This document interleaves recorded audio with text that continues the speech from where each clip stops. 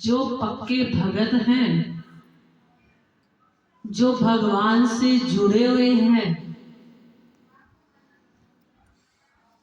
जरूरी नहीं है कि जो सन्यासी है, त्यागी है, वैरागी है, वही भगवान से जुड़ा हुआ हो। ये जरूरी नहीं है। चाहे वो संसार में ग्रस्त में रहता हो, अगर वो भगवान से जुड़ा हुआ है तो वो भगत क्या चाहता है? वो ये चाहता है कि मेरी भगवान से प्रीत जुड़ी हुई है। वो एक भगवान को अपना सहारा मान लेता है। जो भी काम करता है, संसार का कोई भी काम करना हो तो भगवान को सन्मुख रख करके तब वो अपना काम करता है। आप देखते हो ना, सुनते भी हो, बोलते भी हो, जब तो भी कोई काम करिए पहले अपने गुरुदेव मनाइए। मान लो कोई खुशी का कोई फंक्शन है किसी के घर में, तो वो सबसे पहले क्या करता है? वो मंदिर, गुरुद्वारे, जिसको भी वो मानता है, वो वहां पर जाकर के इनविटेशन देता है, कार्ड देता है और अरदास लगाता है कि भगवान मेरे सारे काम बड़ी खुशी से पूरे हो, कोई कमी ना रह जाए। क्यों? क्योंकि उसको भगवान पर भरोसा है। वो कर तो रहा है, करता तो खुद है, कर तो रहा है, उसने सारा आडंबर भी रचा है और कर भी रहा है, लेकिन अंदर से सहारा किसका लिया है? किसका लिया है सहारा? उस मालिक का। जिसने उस मालिक का सहारा लेकर के अपना कार्य करता है तो मालिक उसके हर कदम पे, हर क्षण उसके सहायता करते हैं। वो कैसे सहायता करते हैं? जैसे कोई व्यक्ति जा रहा हो और उसकी आप देखते हो कि पीछे पीछे परछाई होती है, तो भगवान अपने भक्तों के ऐसे पीछे पीछे चल करके उसके सारे काम करते हैं। लेकिन वो दिखाई नहीं देते, लेकिन अंदर से वो सहायता करते हैं। बोलते भी हो ना, करते हो तुम कन्हैया मेरा नाम हो रहा। बड़प्पन किसको देते हैं? अपने भक्तों को देते हैं कि जैसे भगत कर रहा है सारा काम, लेकिन अंदर से परमात्मा खुद करता है। उसका करता है जिसने उस अपनी जीवन की डोर, जिसने सारी अपनी बागडोर उस मालिक पर छोड़ दी।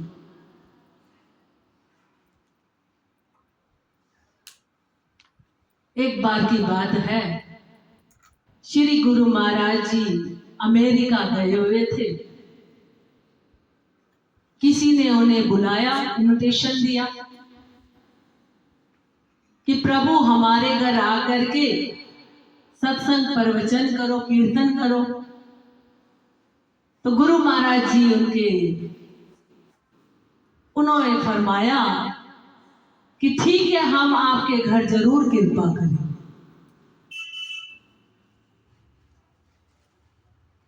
वो भगत बहुत खुश हुआ कि मैंने भगवान को बेनती करी है और भगवान मेरे घर जरूर आएंगे। अब वो तैयारी में लगा हुआ है। सच्चाई है ये गुरुमुख, जो मैं बात बता रही हूं ये बिल्कुल सत्य घटना है। श्री गुरु महाराज जी अमेरिका गए हुए थे, तो वो भगत अमेरिका ही रहता था। तो अभी गुरु महाराज जी को आने में देर थी, तो वो तैयारी कर रहे थे। तैयारी करते करते जैसे आपने देखा कि तैयारी तो घर में करनी पड़ती है, सामान भी इधर उधर करना पड़ता है, जगह बनानी पड़ती है, भगवान को विराजमान करने के लिए जलपान की व्यवस्था करनी पड़ती है, खाने पीने की करनी पड़ती है, प्रसाद की करनी पड़ती है, सबको बुलाना पड़ता है। तो वो तैयारी में लगे हुए थे। तैयारी में लगे हुए थे, मंदिर भी सारा सज गया था, लेकिन अचानक बिजली खराब, लाइट खराब हो, लाइट खराब हो गई तो इलेक्ट्रिशियन को बुलाया गया। जब वो बिजली वाला आया तो वो बिजली ठीक कर रहा था। अब सबको ये इंतजार हो रही थी कि लाइट है नहीं और अब गुरु महाराज जी भी आने वाले हैं, तो ये कैसे हो। वो बार बार बिजली वाले से कह रहे थे कि भगत जी जल्दी कर दो, लेट हो रहा है हमारा प्रोग्राम, जल्दी कर दो। तो वो बार जब उनको फोर्स कर रहे थे तो वो बिजली वाला बार बार बिजली को चेक कर रहा था। तो चेक करते करते तो अचानक उसको दिखाई दिया तार नंगी है। तो उसने फटाफट उस तार को हटा करके दूसरी तार जोड़ करके टेप लगा करके जो भी उसने करना था उसको ठीक करा। ठीक करते करते तो उसका अचानक ध्यान, ऐसे ही गुरु महाराज जी विराजमान थे, स्वरूप विराजमान थे, तो अचानक ही ध्यान इलेक्ट्रिशियन वाले का गुरु महाराज जी की तरफ चला गया। तो वो पूछने लगे घर वालों से कि ये कौन है, ये आपके कौन से भगवान है। तो उन्होंने कहा हमारे तो यही भगवान है, ये आपके भगवान है। तो वो कहने लगे जी हम इनको मानते हैं, ये हमारे भगवान है।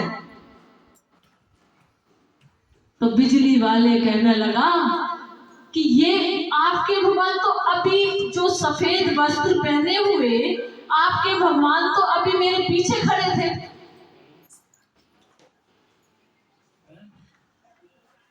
आपके भगवान तो अभी मेरे पीछे पीछे खड़े थे वाइट वस्त्रों में। तो वो सुन के हैरान हो गए, कहने लगा कि मैं सच बता रहा हूं, मैं जब बिजली ठीक कर रहा था तो मेरे पीछे पीछे सफेद वस्त्रों में खड़े हुए थे और मुझे बार बार कह रहे थे कि भक्ता यहाँ से नहीं, यहाँ से कर, देख वो तार नंगी है, कहीं करंट ना आ जाए। उन्होंने तो मुझे बताया कि तार नंगी है, तो मैंने झट से उस तार को हटा करके दूसरी तार जोड़ी। वही वाले सफेद वस्त्र वाले थे, यही तो थे जो मेरे पीछे खड़े थे। तो वो जो घर वाले थे वो इतने खुश हुए, वो कहने लगे कि सच में, वो कहने लगे बिल्कुल सच में। इतने में अभी वो बता ही रहे थे कि अचानक गुरु महाराज जी साक्षात रूप में आकर के उनके देहरी पर खड़े हो गए।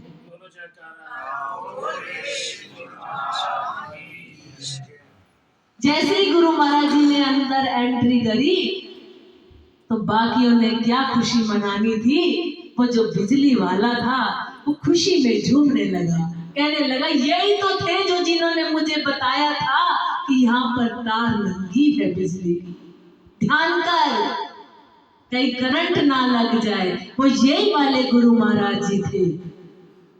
तो वो सारे उसको बड़ी बधाइयां देने लगे बिजली वाले को, अरे हमसे अच्छा तो तू निकला जो तेरे को साक्षात में भगवान ने दर्शन दे दिए।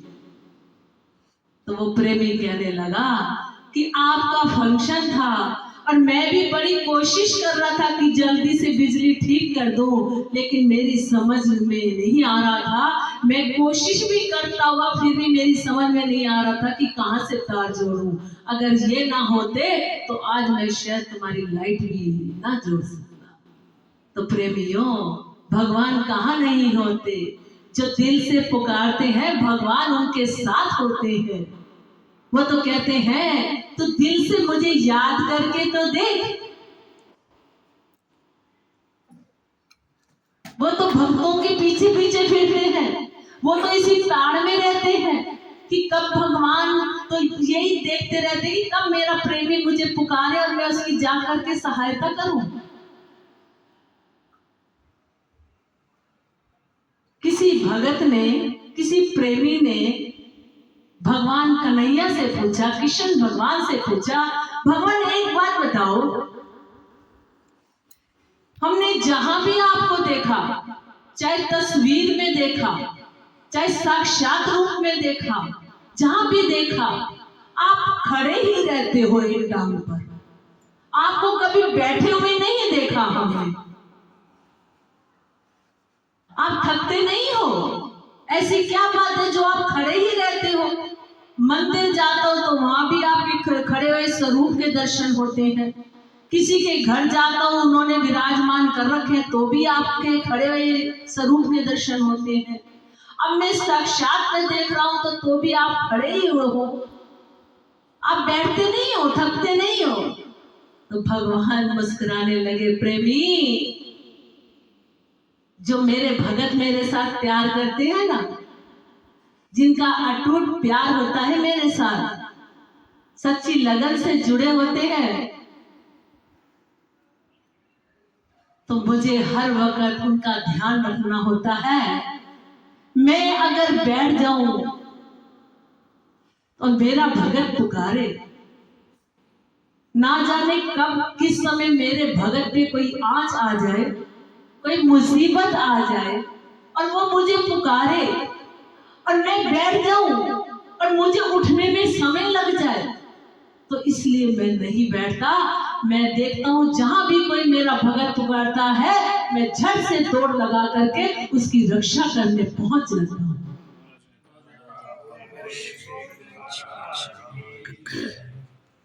प्रेमियों, ये तो दिल की लगन है, दिल का प्यार है। जहां पर लगन होती है तो वो प्रभु जरूर पहुंचते हैं। अब आप ये देखो, मान लो आपका बच्चा कोई भार रहता है। आजकल तो ज्यादातर बच्चे भारी होते हैं, माँ बाप यहाँ होते हैं इंडिया में और बच्चे भार होते हैं।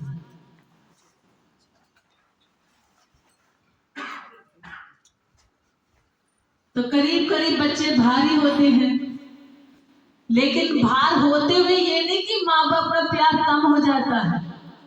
माँ बाप का प्यार तो अपनी संतान के साथ बरकरार रहता है। उसका बच्चे के साथ जरूर प्यार होता है, चाहे वो कितनी भी कोसों दूरी पर रहता हो। तो वो हर वक्त क्या करता है, क्या करती है उसकी माँ? जब घर में काम कर रही होती है, मान लो एक सब्जी ही बना रही होती है, तो वो याद करती है कि मेरे बेटे को ना ये वाली सब्जी बहुत पसंद है। मन ही मन कहते हैं, ये मैं जो सब्जी बना रही, मेरा बेटा बड़ा प्यार से खाता था, कहते था मम्मी ये वाली सब्जी बनाना। और भी कोई काम करने लगती है तो कहती है कि मेरे बेटे को ना ये चीज बहुत पसंद है। हर वक्त उसको याद रखती है, बुलाती नहीं है, काम करती है घर का, लेकिन अपनी संतान को नहीं बुलाती, दिल में उसकी याद रखती है। पल पल क्षण क्षण याद रखती है, हर कदम पे याद रखती है कि मेरा बेटा अब पता नहीं सो रहा होगा, अब मेरा बेटा जाग रहा होगा, अब मेरा बेटा वहां गया होगा, 6 महीने बाद मेरा बेटा आएगा। हर वक्त उसे याद रखती है। और ऐसे ही याद करते करते अगर अचानक उसका बेटा आकर खड़ा हो जाता है तो क्या आवाज निकलती है? माँ की यही आवाज निकलती है, अरे मैं तेरे को अभी याद कर रही थी और तू झट से आ गया। आज मैं भगवान को याद करती तो भगवान भी झट से आ गया। उस समय उसकी आवाज निकलती है कि अगर मैं भगवान को भी याद करती तो भगवान भी झट से आ जाता। तो इसलिए प्रेमियों, अगर भगवान को आप हर कदम पर याद करो तो वो जरूर आएगा। वो तो देखता है, वो तो इसी ताड़ में रहता है कि कब मुझे प्रेमी बुलाए, दिल से, प्यार से, श्रद्धा से, विश्वास से। वो तो प्यार के भूखे हैं, भाव के भूखे हैं, वो तो सुनते हैं। क्या कहते हैं प्रेमी? सुनते हैं वो पुकारों को जो हृदय से निकलती है। सुनते हैं वो पुकारों को जो हृदय से निकलती है। दिल से निकलनी चाहिए, ये नहीं कि आप कहो कि भाई जी तो कह रहे थे कि याद करो तो आ जाएंगे, लेकिन आप घर में जाके याद करो और वो नहीं आए तो को भाई जी ने तो कहा था, भाई जी तो झूठे निकले। वो बात नहीं है, दिल से याद करना। ये मैं दावे से कहती हूँ, अगर दिल से याद करोगे तो वो किसी ना किसी रूप में आकर के वो जरूर दर्शन देगा। लेकिन प्यार सच्चा होना चाहिए। अगर प्यार सच्चा होगा तो प्रभु दूर नहीं होंगे। अगर प्यार नहीं होगा, श्रद्धा नहीं होगी, विश्वास नहीं होगा तो प्रभु को सो दूर होंगे। तो इसलिए प्रेमियों, वो तो फरमाते हैं कि तेरा प्यार सच्चा होगा तो मैं देर नहीं लगाऊंगा, झट से आकर के खड़ा हो जाऊंगा। आपने सुना ही है महाभारत में जब कौरवों और पांडवों का युद्ध चल रहा था,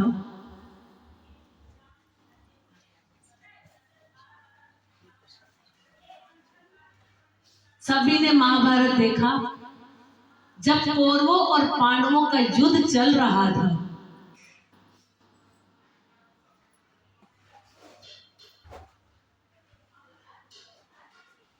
जब कौरवों ने पांडवों के साथ सट्टा लगाया था, तो उस वक्त पांडव जो थे द्रौपदी को हार गए। तो उस वक्त का सीन है, जब द्रौपदी को हार गए थे तो कौरव द्रौपदी को नग्न कर दिया।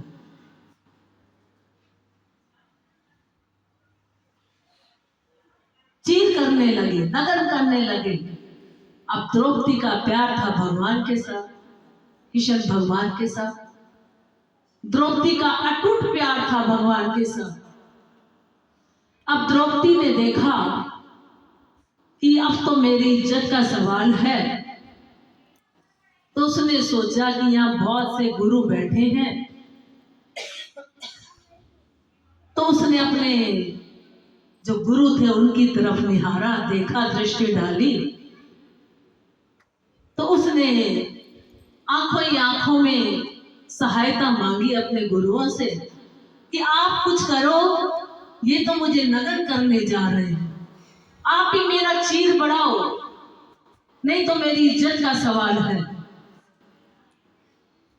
जब कुछ नहीं बना तो गुरुओं ने भी आंखें नीची कर ली। फिर उसका ध्यान अपने पतियों पे गया। एक नहीं, दो नहीं, तीन नहीं, चार नहीं, कितने पति थे?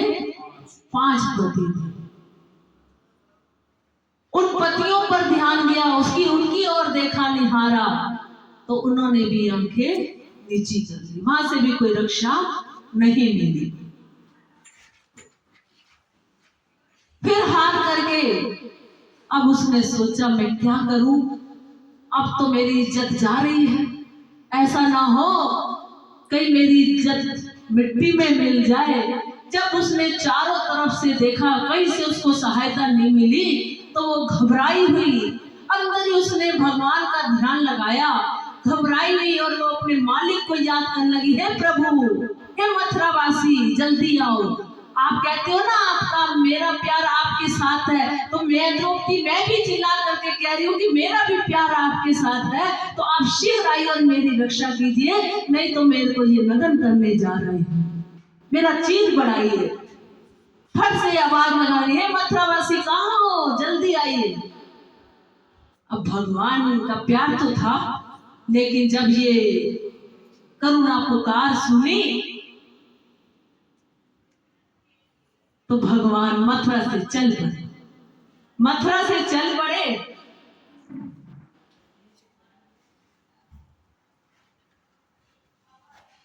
तो भगवान को आने में समय लग गया। भगवान को आने में समय लग गया तो द्रौपदी, लेकिन जिसकी इज्जत जा रही है उसका तो एक एक पल बड़ी मुश्किल से कट रहा था। वो घबराई हुई कहती है, ना जाने भगवान क्यों नहीं आ रहे, मैंने कितने दिल से पुकारा है भगवान को, क्या मेरा प्यार नहीं है, क्या भगवान का नहीं है मेरे साथ प्यार।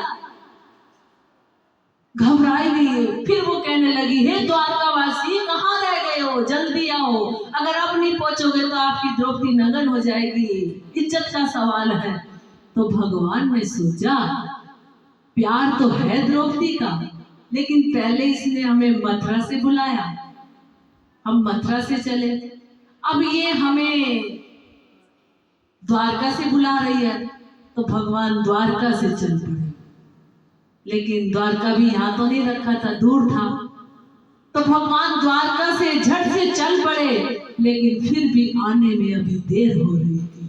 मगर वो घबराई हुई, हे भगवान क्या कर रहे हो, आते क्यों नहीं हो, कितने दिल से मैं बुला रही हूँ, क्या यही आपका प्यार है, देख लिया मैंने आपको, आप तो कहते थे कि तेरा मेरे साथ बहुत प्यार है, लेकिन क्या यही प्यार है, आप झूठे हो, अभी तक नहीं पहुंचे, आपकी द्रौपदी नंगन होने जा रही है, क्या आपको लज्जा नहीं आएगी।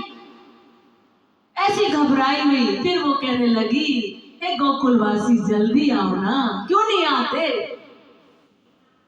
अब भगवान ने सोचा, इसका प्यार भी निराला है, प्रेम तो है इसका, लेकिन अब ये मुझे गोकुल से बुला रही है, तो भगवान गोकुल से चल पड़े। जब गोकुल से चढ़ पड़े तो फिर भी भगवान को आने में देर हो गई, बहुत घबराई, कहती है अब तो कुछ नहीं बचा, भगवान अगर अब नहीं आते ना, अब तो समझ लो आपकी द्रौपदी की लाज जा रही है, अब मैंने आपका प्यार देख लिया, आप पक्के झूठे हो, आपका कोई प्यार नहीं है मेरे साथ, हर वक्त आप कहते थे कि द्रौपदी मेरा तेरे साथ बहुत प्यार है, अब मैंने देख लिया, अब इज्जत का सवाल है, अब तो मैं नगन होने जा रही हूँ, अब मैंने आपको देख लिया कि आपने भी मेरी सहायता नहीं करी। ऐसे घबराई हुई और कहती है, बोलने लगी, हे खटखटवासी जल्दी आओ। जब उसने ये कहा कि हे खटखटवासी जल्दी आओ, तो भगवान ने देर नहीं लगाई और झट से आकर के सामने खड़े हो गए और द्रौपदी के चीर बढ़ा दी। तो द्रौपदी की लाज बच गई, साड़ियों के ढेर लग गए, द्रौपदी की लाज बच गई। अब द्रौपदी की लाज तो बच गई, द्रौपदी घबराई तो हुई थी, उसने देखा भगवान ने आके मेरी रक्षा तो कर दी है, मेरी लाज बच गई, लेकिन लाडवश भगवान से रूठने लगी। भगवान ने कहा, द्रौपदी क्या बात है, तेरा चेहरा क्यों उतरा हुआ। कहती है, भगवान कितनी देर कर दी आपने आने में, बस ऐसे कह करके और फिर झट से वो उधर कर दिया। भगवान फिर उसको झकझोरने, द्रौपदी मैंने तेरी लाज तो बचाई है, तू नगन तो नहीं हुई, तो तू मेरे से इतनी नाराज क्यों हो रही है। वो फिर मुंह उधर कर देती है। बड़ी देर भगवान बुलाते रहे और वो इधर उधर मुंह करती रही। जब भगवान ने देखा इसको बहुत गुस्सा आया हुआ है, तो भगवान ने उसके कलाई पकड़ ली और कहने लगे, द्रौपदी मैंने तेरी लाज बचाई और तू मेरे से नाराज हो रही है, ये क्या। तो वो कहने लगी, भगवान लाज तो बचाई, क्या आपको पता नहीं मैं कब से आपको पुकार रही हूं, आपने आने में इतनी देर कर दी। जो नगन होता उसे पता लगती है, आपको क्या पता, सब आपका प्यार झूठा है, मैंने देख लिया आपको। तो वो कहने लगे, द्रौपदी नहीं, प्यार मेरा सच्चा है। द्रौपदी मैं क्या करूं, तूने एड्रेस ही गलत डाला था, तूने पहले मुझे मथुरा से बुलाया, अब बता द्रौपदी का मथुरा यहाँ पर, तो द्रौपदी बता मथुरा से आने में समय नहीं लगेगा, इसमें मेरा क्या कसूर है। तो कहने लगी, चलो ठीक है, मथुरा दूर था तो मैंने तुम्हें वृंदावन से भी बुलाया था, तब कौन सा आप जल्दी आ गए थे, तब भी आपने इतनी देर लगाई। तो वो मुस्कुरा के फिर उनके हाथ पकड़ के कहने लगे, द्रौपदी वृंदावन भी बहुत दूर है। वो कहती है, फिर मैंने आपको कहां कहां से नहीं पुकारा, गोकुल से भी बुलाया। कहते, द्रौपदी गोकुल भी बहुत दूर है। तो वो कहती है गुस्से में, फिर आप अब क्यों आए हो। तो वो कहने लगे, द्रौपदी अब तूने मुझे दिल की तारों से बुलाया, तूने जैसे ही कहा कि झट झट भगवान घट घट भगवान जल्दी आइए, तो देख मैंने देर लगाई, मैं झट से आकर के तेरी मैंने रक्षा कर दी। तो गुरुमुखो ये है भक्तों का प्यार। प्यार सच्चा होना चाहिए। भगवान तो प्यार के भूखे हैं। वो कहते हैं कि अगर प्यार सच्चा है, चाहे वो धनवान नहीं है, चाहे उसके पास कुछ भी नहीं है, वो तो कहते हैं प्यार बिना थूकूं सभी गाड़ी भरे सामान को। अगर वो कोई ट्रक के ट्रक लाद करके भी उनको दान कर देता है, अगर दिल में प्यार नहीं है, लगन नहीं है, सच्ची श्रद्धा नहीं है, भाव नहीं है, तो वो कहते हैं मैं इन सामानों को थूकता हूं, मैं देखता भी नहीं हूं। हाँ, अगर जिसके दिल में मेरे प्रति कुछ लगन है, कुछ भाव है, कुछ श्रद्धा है, पूर्ण विश्वास है, तो मैं कोई मुझे चाहे वो धनवान भी नहीं है, तो मुझे अगर एक पुष्प भी चढ़ा देता है तो मैं उस पर रीझ जाता हूं। तो प्रेमियों, ये है भक्तों की निशानी। वो फरमाते हैं कि सच्चा प्यार होना चाहिए, प्यार में खोट नहीं होनी चाहिए, मिलावट नहीं होनी चाहिए। अगर मिलावट हुई, अगर हमारे दर्शन आपको नहीं हो रहे, तो समझ जाओ कहीं आपकी मिलावट है, खोट है। अंदर से सोचो कि कहाँ हमारी कमी रह गई जो भगवान हमें दर्शन नहीं दे रहे। वो तो दर्शन देते हैं, वो तो फरमाते हैं हम तो भाव के भूखे हैं, प्यार के भूखे हैं। कोई हमसे प्यार करके तो देखे, कोई अपनी दिल की तार हमसे जोड़ के तो देखे। जिनकी तार जुड़ी होती है ना, उनको होश भी नहीं होती। वो बैठे यहाँ जरूर होते हैं, लेकिन उनको मस्ती चढ़ी होती है, चाहे वो घर में रहते हैं। अब आप ये देखो, ये बिजली की जो लाइट, ये रोशनी प्रकाश जो आ रहा है, ये कहां से आ रहा है? यहाँ से आपने स्विच खोला तो आ गया क्या? अगर इसका कनेक्शन पावर हाउस से पीछे से ना जुड़ा हुआ हो, तो आप कितने भी बड़े बड़े बल्ब लगा लो, लाइटें लगा लो, फैंसी लाइटें लगा लो, कितनी भी फिटिंग करा लो, अगर पीछे से पावर हाउस से कनेक्शन नहीं जुड़ा हुआ, तो आपको ये रोशनी, ये प्रकाश मिलने वाला नहीं है।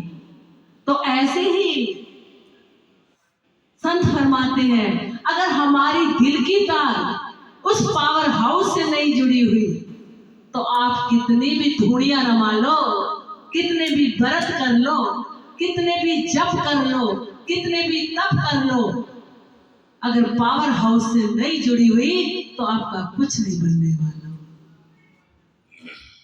जब तक तार आपकी उस प्रभु से ना जुड़े, वो तो कहते हैं ना, तारों से तार मिला करके तो दे, प्रभु दौड़े हुए खिंचे हुए चले आएंगे। जरा तारों से तार मिला करके दे, प्रभु दौड़े हुए खिंचे हुए चले आएंगे। जरा अपनी दिल की तार मालिक से जोड़ करके तो देखो, कैसे नहीं प्रभु नहीं जीते। वो तो सिर्फ ये फरमाते हैं, वो ये नहीं कहते कि तू घर गृहस्थी छोड़ दे, घर बार छोड़ दे, परिवार छोड़ दे, कमाना छोड़ दे, संसार के जितने काम है वो छोड़ दे, वो ये नहीं कहते। वो तो सिर्फ एक पॉइंट बोलते हैं, क्या फरमाते हैं? हथ कारवल दिल यारो। किसी का किसी के साथ प्यार हो जाता है तो क्या वो घर बार छोड़ देता है? चाहे वो घर में सारे काम कर रहा होता है, लेकिन उसकी सुर्ती कहाँ होती है? जिसका उसके साथ प्यार हो गया होता है। हर वक्त उसी ताड़ में रहता है कि वो मिलेगा कैसे, वो रास्ता ढूंढता है, वो कैसे मिलेगा। घर वाले तो मुझे नहीं जाने देते, अब मैं मिलूं कैसे? चाहे वो घर का काम कर रहा है सारा दिखावे के तौर पे, लेकिन उसका ख्याल कहाँ है? सुरती कहाँ है? वही है जिसके साथ उसका प्यार है, तो वो रास्ता ढूंढ भी लेता है। देखते नहीं हो? तो ये तो एक सच्चा प्यार है। ये रीति तो सब जानते हैं, तो फिर परमात्मा के साथ जुड़ने में देरी क्यों? सिर्फ कांटा ही तो बदलना है, कुछ नहीं करना। हथकारवल, कार्य यानी कार्य की तरफ, काम की तरफ, हथकारवल दिल यार के साथ होना चाहिए। ये झूठे यार के साथ नहीं, सच्चे यार के साथ होना चाहिए। वो फरमाते हैं हाथ से काम करो विधि नाना, चित राखो जहां कृपा निधाना। हाथ से काम करना मना नहीं है। वो कहते बसो अनेक में लेकिन फंसो एक में, तब काम बनेगा। अगर आप थोड़ा थोड़ा थोड़ा सबको प्यार दोगे तो क्या बनेगा? तो एक मुसाफिर खाना होगा। कोई एक दादा थे, दादा की गोद में एक छोटा सा पोता आके बैठ गया। पोता आके बैठ गया तो वो लाड करने लगा अपने अब्बू के साथ, और अब्बू का भी प्यार आ रहा था, वो भी अपने पोते को बहुत प्यार कर रहा था। जब प्यार कर रहा था तो पोते ने लाड लाड में पूछ लिया, अब्बू जान आपका मेरी माँ के साथ प्यार है? कहते हाँ बेटा, तेरी माँ के साथ मुझे बहुत प्यार है। सच्ची? कहते हाँ बेटा, मेरे तेरी माँ के साथ मुझे बहुत प्यार है। तो अच्छा चलो अब्बू जान आपका चाचा के साथ भी है? कहता हाँ बेटा, मेरे चाचा के साथ भी है भाई, मेरा भाई लगता है वो, मेरा चाचा के साथ भी है। फिर मामा के साथ भी? कहता हाँ वो भी मेरे रिश्तेदार है, वो भी मेरा मामा है, मेरा उसके साथ भी प्यार है। तो मेरी बहन के साथ भी? वो कहता है बेटा क्या बात है, ये कोई पूछने की बात है? परिवार है मेरा भाई, मेरा तेरी बहन के साथ भी प्यार है, मौसी के साथ भी। बेटा तुझे क्या हो रहा है? मैं तो सबसे प्यार रखता हूं, मेरे रिश्तेदार है भाई। तो वो कहने लगा अब्बू जान मेरे साथ भी आपका प्यार है? तो वो कहने लगे हाँ बेटा, उसको प्यार करने लगा अब्बू जान, और कहने हाँ बेटा तेरा साथ भी मेरे को बहुत प्यार है। तो झट से उसकी गोदी से हट के कहने लगा अब्बू जान आपका दिल है क्या बुत खाना है, मुसाफिर खाना है? मैं नहीं आपकी गोद में बैठता। आपका दिल है या मुसाफिर खाना है? किस किस को आपने दिल दे रखा है? तभी माँ पे फरमाया बसो अनेक में लेकिन फंसो एक में। बुत खाना नहीं बनाना, मुसाफिर खाना नहीं बनाना। जिससे भी प्यार करना है दिल से सच्चा प्यार करना, तभी उसको पाओ। ये नहीं वो बोलते हैं ना, इस दिल के टुकड़े हजार हुए, कुछ यहाँ गिरा कुछ वहाँ गिरा, कुछ वहाँ गिरा कुछ यहाँ गिरा।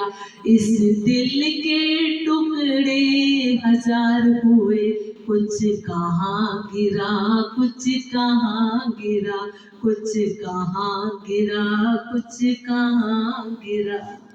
ये दिल को मुसाफिर खाना नहीं बनाना है। ये दिल तो प्रीतम के लिए है, ये माली के लिए है, ये भगवान के लिए है। हाथ से काम करना मना नहीं है, लेकिन अपने हृदय में उस मालिक को बसाना है, चाहे आप कहीं भी रहो। और एक बात और बता दूं कि सबसे ऊंची भक्ति गृहस्थ की बताई गई है। त्यागी से भी ज्यादा सबसे ऊंची भक्ति गृहस्थी की बताई गई है। लेकिन कब गृहस्थी की भक्ति की तब ऊंची है जब वो गृहस्थ में रह करके कुछ समय अपने मालिक की याद में बिताता है। 24 घंटे भगवान ने दिए हैं। अब आप थोड़ा सा अंदर ध्यान लगा के हिसाब लगा के देखना कि परमात्मा ने हमें 24 घंटे दिए हैं, हम कितना समय उसकी याद में बिता रहे हैं। कहीं ऐसा तो नहीं कि 24 घंटे हम गृहस्थ में ही लगे पड़े।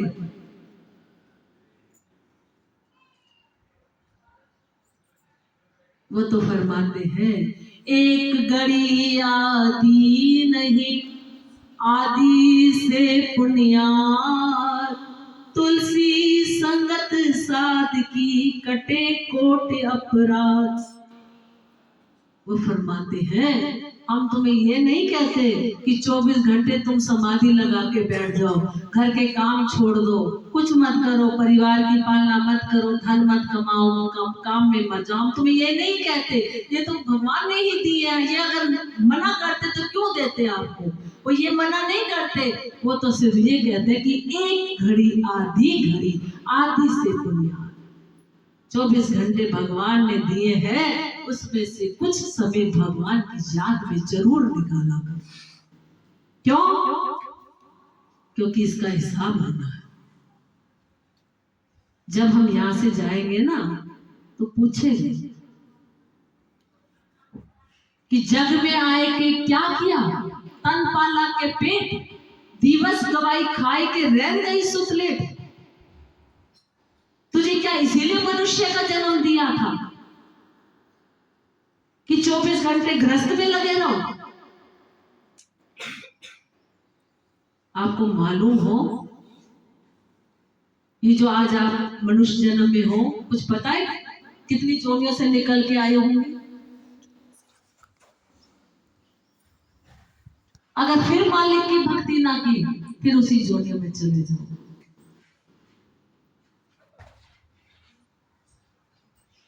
ग्रंथों में हम पढ़ते हैं, संतों की वाणियां भी है, सुनते भी हैं, कहीं भी चले जाओ वो यही कहते हैं कि मनुष्य जन्म बड़ा दुर्लभ है, बड़ा मूल्यवान है, बड़े भागों से मिलता है।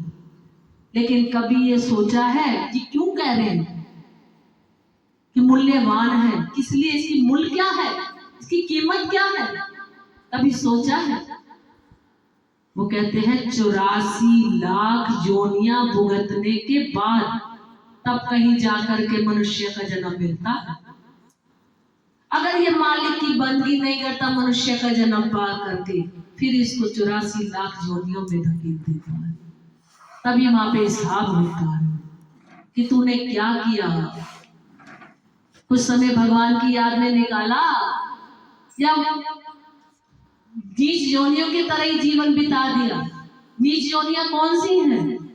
जल, अचर, पेड़, पर्वत, कीड़े पतंगे, ये सब जितने भी हैं, पशु पक्षी, ये सब नीच योनियां ही तो हैं। हम जैसी आत्मा तो है उसके अंदर, कोई अलग आत्मा नहीं है, हम जैसी तो आत्मा है उसके अंदर। मान लो एक कुत्ता हमारे द्वारे पे बार बार आ रहा है, अब हमें नहीं मालूम वो हमारा ही हो, कोई मरने के बाद सूली में चला गया हो, ये उसको पता, हमें नहीं पता।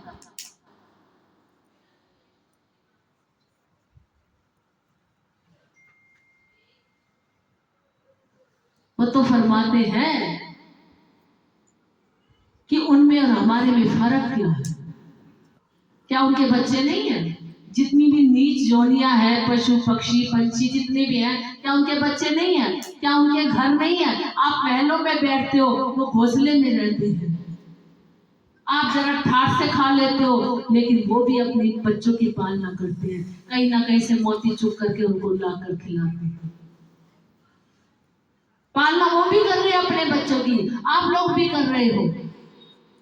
लेकिन ये क्यों कहा है कि मनुष्य जन्म बहुत मूल्यवान है, बहुत भागों वाला है, किस्मत है जो तुम्हें मनुष्य का जन्म मिला है? वो वजह यही है कि उस नीच जोनियों में भगवान ने उन नीच जोनियों को सिर्फ वो कर्म भोगता है, लेकिन उनको बुद्धि नहीं दी, वो सिर्फ कर्म भोगता है। जो पिछले जन्म उन्होंने कर्म करे वो इस समय में, इस समय भोग रहे हैं, भोग कर चले जाएंगे। फिर कहीं जाकर के अपनी, जब उनके कर्म खत्म हो जाएंगे, फिर कहीं जाकर के उनको मनुष्य का जन्म मिलेगा। लेकिन मनुष्य को तो भगवान ने बुद्धि दी है, सोच दी है, विचार दिया है, अच्छे बुरे की परख दी है, उन पाप की परख कर सकता है, कौन सा पाप है कौन सा पुण्य, मैं क्या करने जा रहा हूं, क्या करना चाहिए, ये भगवान ने इसको बुद्धि दी है। अगर बुद्धि रखता हुआ भी फिर नीच योनियों वाले काम करे तो वो कहते हैं तू तो फिर इंसान के लायक नहीं है, तू तो फिर नीच योनि का शिकार होएगा। सच्चाई है। तो इसलिए गुरुमुखो सच बात कहनी पड़ती है। अगर हम भी लब लपेट में बात करें तो फिर आपका यहाँ आने का फायदा क्या? हम भी कहें कि शायद हम ऐसे खरी बात करेंगे तो ना जाने किसी को गुस्सा लग जाए, लेकिन हमें तो सच्चाई कहनी पड़ती है। सोए हुए जीवों को जगाना पड़ता है। और ये सूझ कहाँ पड़ती है? ये सत्संग में ही पड़ती है और कहीं नहीं पड़ेगी। चाहे आप कितनी भी किताबें पढ़ लो, धार्मिक किताबें पढ़ लो, हाँ थोड़ा बहुत तो असर होता है पढ़ने से, लेकिन इतना नहीं जो रूबरू समझाया जाता है। वो दिल पे चोट लगती है कि वाकई बात तो सही है, हम कर क्या रहे हैं और हमें क्या करना चाहिए। क्यों हमें मनुष्य का जन्म मिला? मनुष्य का जन्म पा करके क्या हम प्रभु की बंदगी कर रहे हैं या नहीं? कुछ समय भगवान की याद में निकाल रहे हैं या नहीं? अगर नहीं निकाल रहे तो आज से ही सोच लो कि हमें कुछ समय भगवान की याद में निकालना है। अगर अपना कल्याण चाहते हो, ये आप लोगों के ऊपर है। बोलो जयकारा, बोले शिव महाराज की। घर में रह करके सब किसी ने मंदिर बनाया है, इतना तो कोई नास्तिक कोई भी नहीं होता, भगवान से डरते हैं गृहस्थी, लेकिन गृहस्थ में रहते हुए भी कुछ समय भगवान की याद में जरूर निकाला करो। भगवान को याद किया करो, भगवान को उनका मनन किया करो, ताकि सोचा करो कि हमें आगे भी हमें जाना है, वहां पर हिसाब होगा। वो पूछेगा कोड़ी कोड़ी दमड़ा दमड़ा धाम धाम, जब कुछ ना बन आएगा हिसाब तो क्या करेंगे? तो कहते हैं जब हम संसार से जाएंगे, वो कहते हैं जब हम जग में आए थे जग हंसा हम रोए, ऐसी करनी कर चलो कि हम हंसे और जग रोए। जब बच्चा पैदा होता है तो घर परिवार वाले खुशी मनाते हैं कि हमारे घर औलाद हुई है, भगवान की कृपा से हमारे घर संतान हुई है। और बच्चा रोता हुआ आता है। वो रोता हुआ क्यों आता है? वो रोता हुआ इसलिए आता है कि उसकी तार उस मालिक से टूट रही होती है, वो उसका अंश है। पिता हमारा वो है, ये पिता नहीं है, ये तो एक संसारी पिता है। असली पिता हमारा वो है। तो उसकी तार जब टूट रही होती है तो वो संसार में आता है, जब पैदा होता है तो वो रो रहा होता है, और संसार परिवार वाले खुशी मनाते हैं कि हमारे घर संतान पैदा हुई है। तो वो कहते हैं खुशी तो मना ली, लेकिन अब करनी ऐसी कर चलो कि हम हंसे और जग रोए। कि वो बहुत अच्छा था, वो भगवान से जुड़ा हुआ था, उसके विचारधारा बहुत अच्छी थी, घर परिवार में बड़ी सुख शांति थी। जब भी वो बात करता था बड़े भगवान के लिए करता था, भक्ति की बात करता था। तो ऐसे काम करने चाहिए गुरुमुखो, ऐसी करनी करके चलो जिससे कि वहां पर हम मुंह दिखाने दें, शर्मिंदगी ना उठानी पड़े। कर्म तो कर डालता है। अब देखते हो आप कईयों को दुख कष्ट आ जाते हैं तो कितना दुखी होते, कितना रोते हो, कितना रोते हो। दूसरा भी सुनता है, देखता है, अफसोस करता है, लेकिन उसकी पीड़ा को थोड़ा सा कहता है मैं हर लूं शायद, फिर भी नहीं कुछ कर पाता। क्यों? उसके कर्म ऐसे है, वो उसके कष्ट आए हैं उसकी किस्मत में, उसके कर्म ही ऐसे हैं। वो कहते हैं कर्म करने को तू बहुत होशियार है, लेकिन भोगने में तू लाचार है। कर्म तो तू कर डालता है, अंदर से मन तो कहता है ये पाप है, तू कर ले, लेकिन अंदर से आत्मा आवाज देती है, कभी देखना आत्मा अंदर से आवाज देती है नहीं तू करने तो जा रहा बेटा, भुगतेगा तू, ये पाप है, भुगतेगा तू ही, सोच ले, अरे पागल है तू, ही क्या करने जा रहा है, तो पाप कर रहा है। लेकिन वो आत्मा की आवाज को दबा देता है और मन की आवाज को सन्मुख रख के उस कर्म को कर डालता है। बेटा कर ले, फिर भोगेगा तो तू ही, अब नहीं तो कल भोगना तो तुझे। ये तो कर्मों की खेती है, जैसा कर्म करेगा बंदे वैसा ही फल पाएगा।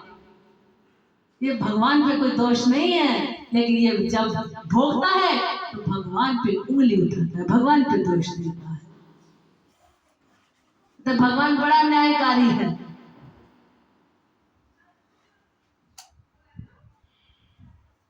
वो कहते खा लिया खेत जब चिड़ियों ने, फिर पाछे पछतावे क्यों, ईश्वर और किस्मत पे मिथ्या दोष लगावे क्यों। जब समय आया तूने खेत की परवाह नहीं की, लापरवाही में जीवन बिता दिया, देखा नहीं कि चिड़िया खेत चुग रही है, बीज डला है, उसको तरह चिड़िया को उड़ाऊं, फिर ये फसल बड़ी होनी है, उस वक्त तो लापरवाही कर ली। जब खा लिया खेत चिड़ियों ने और जब फसल उठाने का समय आया फिर तू पछता रहा, फिर गलती थी तूने उस टाइम ध्यान नहीं करा।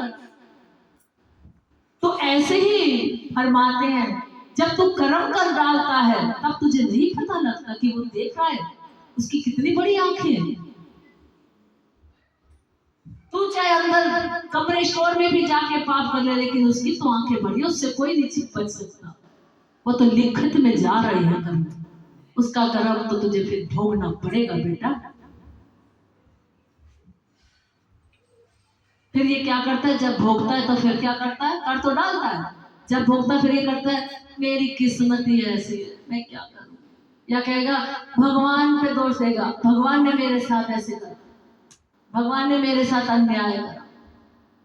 किस्मत और ईश्वर में मिथ्या दोष लगावे। अरे गुरुमुखो, अच्छी कमाई करो, अगर अपना जीवन सुखी बनाना चाहते हो तो जीवन में ये प्रण कर लो कि हमें 24 घंटे भगवान ने दिए हैं और मनुष्य जन्म बहुत मुश्किल से मिला है, तो इसका हमें पूरा पूरा लाभ उठाना है। एक घड़ी आधी घड़ी कुछ समय भगवान की याद में निकाल करके, गृहस्थी में भी रह करके और उस मालिक की याद में अपना जीवन बिताना है। अगर उसकी याद बनाए रखोगे तो आपको धोखा नहीं होगा और आपका जो सुखी में जीवन हो जाएगा, जो अगला जन्म में मिलेगा, फिर वो जीवन भी आपका सुख रूप हो जाएगा, फिर आपको कष्ट नहीं उठाना पड़ेगा। बोलो जयकारा, बोल मेरे श्री गुरु महाराज।